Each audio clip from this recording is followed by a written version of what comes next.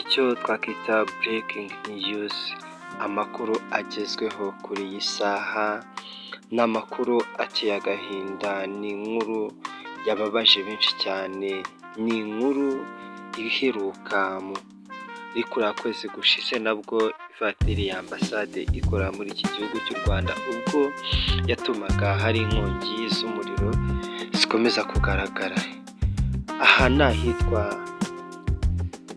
mu cyerekezo umurenge wa Gatsata, aho umuntu yazanye imodoka ye Range Rover. Ni ibisanzwe nko mu magaraje hinjiramo ibintu byinshi cyane, hakorerwamo ibintu byinshi cyane bigiye bitandukanye, harimo abasudira, harimo abakoresha, mbehe ibintu byose bikorerwamo. Ariko mu gihe iyi modoka ya Vigo bageragezaga kuyikora amashanyarazi, ibyo bita amawaya, nibwo imodoka yaje guteza impanuka yatumye aha mubona bigenda gutya.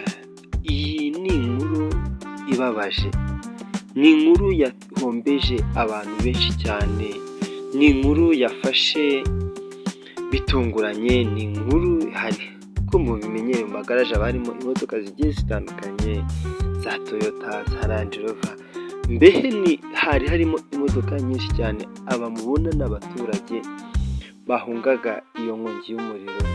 Inkongi y'umuriro ikimara gutangira yatangiye ari nkeya, ariko uko amasaha cyangwa se umwanya wagenda gushira niko ikibatsi cy'umuriro cyagendaga cyiyongera. Aha muri kubona hari kugurumana, naho iyo nkongi y'umuriro yahereye ubwo iyo modoka bari barimo barayigerageza kuba bakora amawaya bayishitura, nibwo yaje kuba yahita iteza ikibazo, igaraje ryose rikaka umuriro. Ariko ikintu bagarutseho ni ukuntu iyi nzu yakomeje kwaka igakomeza kwiyongeranya, kuko byateje igihombo buri umwe wese, ku buryo abakorera mu cyerekezo muri iri garaje bagize agahinda, bakagira ibihombo byabagoye cyane, dore yuko hari benshi cyane bavugaga yuko isi ibarangiriyeho, kuko iyi nkongi y'umuriro yafashe bitunguranye. Dore ubwo iyo modoka yazaga baje kuyikora amashanyarazi, n'ubundi bari basanzwe babikora, ariko muri aya masaha izi tariki 19 z'uku kwezi nibwo iyo nkongi y'umuriro yatatse ahazwi nko mu cyerekezo mu magaraje hano mu murenge wa Gatsata mu karere ka Gasabo, nibwo inkongi y'umuriro yatangiye kuba yafata iyo nyubako.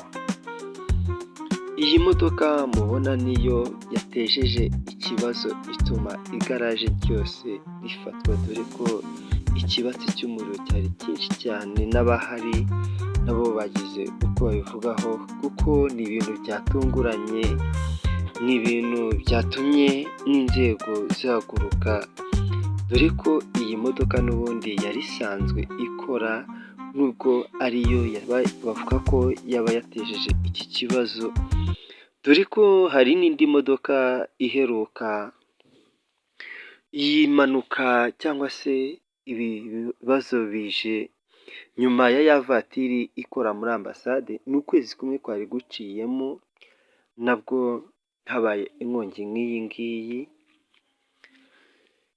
Murabona yuko ni ibintu bikomeje kuba byaba birebire cyane, dore yuko ibi bintu bibabaje cyane. Njye muri kubana ni Dufiteyimana Gilbert.